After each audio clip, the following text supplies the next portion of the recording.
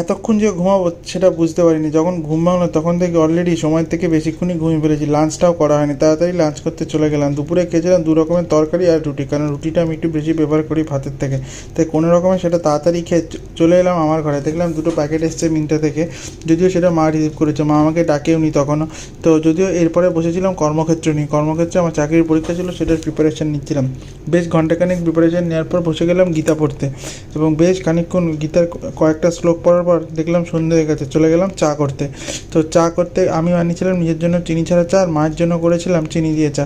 তো যাই হোক, চিনি দিয়ে চাটা তাড়াতাড়ি বানিয়ে নিই এবং চাটা ছেঁকে নিয়ে মায়ের চাটা মাকে দিয়ে আমি আমার চা নিয়ে আমার ঘরে চলে এলাম, এবং সেই চা এনজয় করতে করতে দেখলাম প্রায় 6:30 7টা বেজে গেছে। তাই একটুখানি বাইরে বেরোলাম, ভাবলাম একটু ফ্রেশও হওয়া যাবে আর সন্ধেবেলা খাও, তার জন্য একটু তরকাও আনা যাবে। এই হচ্ছে আমাদের পাড়ার ফেমাস কাকুর তরকার দোকান, সেখান থেকে একটু তরকাও নিয়ে এসেছিলাম রাত্রেবেলা, আবার রুটি দিয়ে খাওয়া বলে। Thank you watching.